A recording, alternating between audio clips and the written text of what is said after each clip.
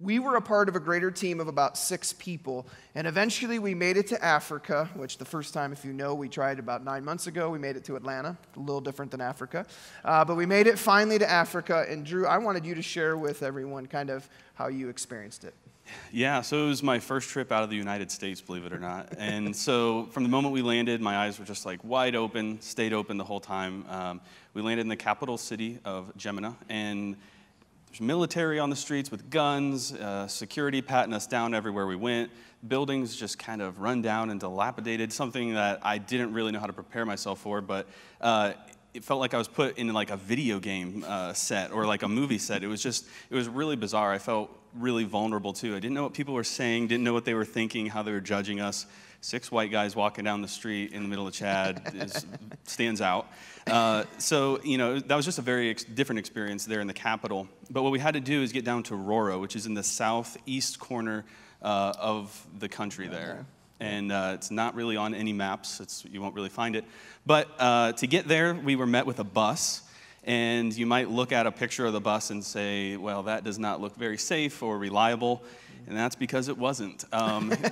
This picture is us broken down on the side of the African highway at about noon. It didn't take too long to change a couple tires there, but it was hot out there. It was very hot, right? Yeah. But we began our journey down to Roro. We spent about 4 hours in that bus. About half of it was on a paved highway, where I think we were going about 90 miles an hour, so that was a lot of fun in that bus. Then we kind of turned left, and there was no more pavement. We were on dirt roads. The further out we got, the more poverty we started to see, the mud huts and cattle being kind of just driven wherever they were going. I have really no idea. But eventually we did make it to Roro. What did the pastor of the church call that bus ride through the... They said it was like the dancing bus ride. We were on the dancing road because we were all just I danced. True story. Yeah. We'll talk more about that in a little bit. Oh, great, great. But yeah, we eventually made it to Roro. We were just covered in dust when we got done. We were red and brown all over. But we made camp in kind of like this little room made out of grass, and we had tents and we had cots, so we had it actually pretty easy compared to a lot of the people there. Roro was very clean relatively to some of the other villages that you might see in the area. The people were fed well. It was kind of like along a trade route, so they were doing well for themselves, obviously relatively speaking. Everything was very simple, mud huts. Their school was just a grass kind of overhang with logs underneath it for people to sit on. Just very, very different. The people were very welcoming to us. We had a great little welcome party. They always made sure we had plenty of food to eat. We ate a lot of rice, a lot of different types of meat. Had camel one night. That was pretty interesting. Just like chicken, right? Yeah. Yeah, no. After every single meal, they would be sure to give us a Coke or a Fanta. It was special for them, and they were excited to be able to give it to us. I know we were kind of sick of the sugar by the end of the trip, but it was still pretty special to be treated that way. One other thing, they just kind of always made sure we had water to drink, warm water to shower with. If you want to call it a shower, it was more just kind of like dumping some water on us in the open air. So that was interesting as well. The hospitality is kind of what you're getting at there was second to none. And you might be like, well, wait a minute, I thought you went on a trip to serve other people. But this is a really important part of the culture here, because how they treat a guest will have a direct impact on how they're viewed by the people around them. And it was a very Christian welcoming experience. They wanted to elevate us and put us on this higher level, so they treated us unbelievably, even though we didn't deserve it. And many times Drew and I sat on this trip and went, who am I?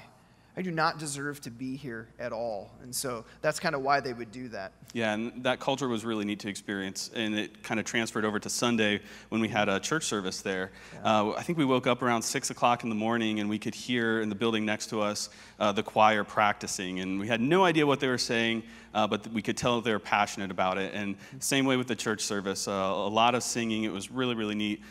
Nick was able to speak in there. They're seeing the shot of you taking the offering. Someone laughing at me dancing there. You want to talk more about that? That was the offering, but seeing you speak was pretty neat. Had to be translated into 3 different languages so everyone could understand it. So that was interesting, hearing Nick for 3 times as long as it needed to be. Yeah.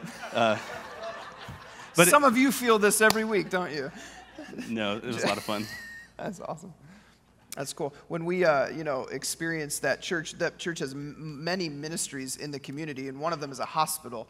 And we were able to go to this hospital, which kind of brought some of the reality of where we were to us, seeing the need there. And it's another way to be a testimony and a witness to the community. But we learned while there that 50% of the children 10 and under die for various different reasons. And then it got very real because we were invited to a funeral. And I know that deeply touched both of us, but why don't you share with them a little bit how that touched you? Yeah, we experienced that hardship, that reality that they deal with about the children dying. While we were there at the hospital, one of the boys died of malaria. He was 6 years old.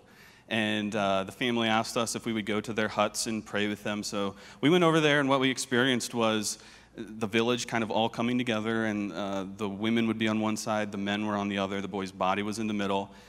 People were singing, kind of like chanting. Some people were praying. Some people just wailing out, crying. It was just really emotional to experience that raw part of the culture, something that they have to deal with.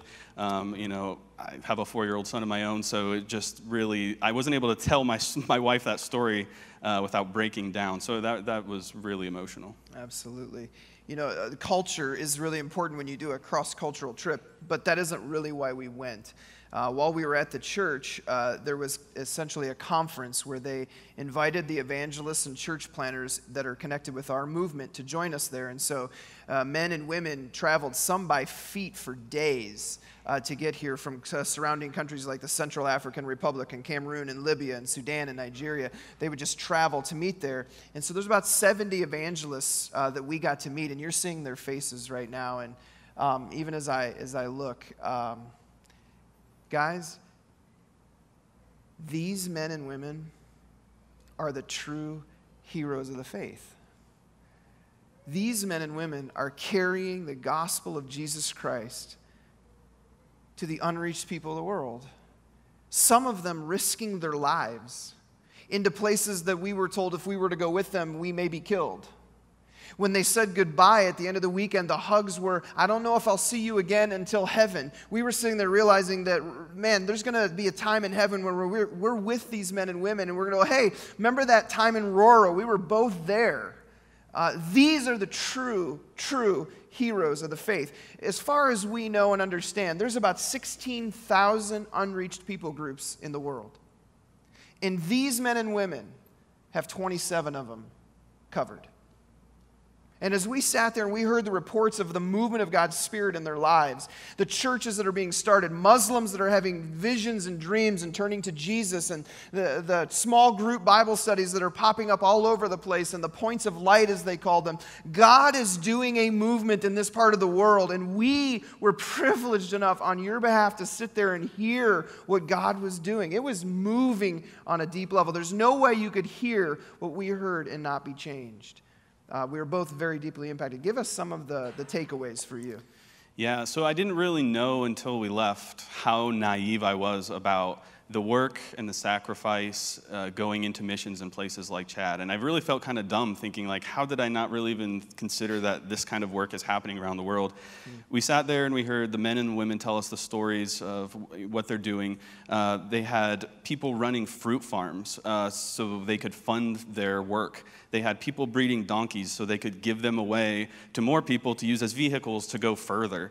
They had Stop and think about that for a minute, right? Getting a donkey so they can continue to advance the gospel of Jesus. Like, incredible. That's awesome.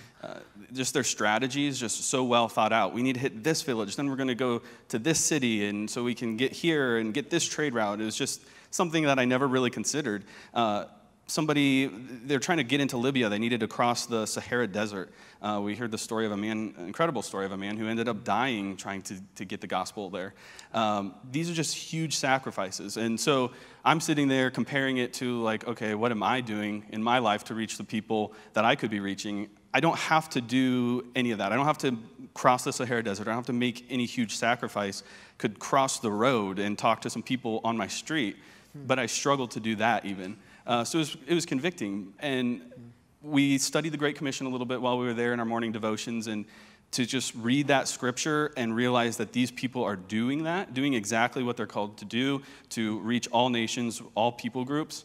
It was really cool to see it happening. And it's not just happening, it's like a movement. Like, it is, Amen. It is real. So that was very energizing. It was both convicting and energizing.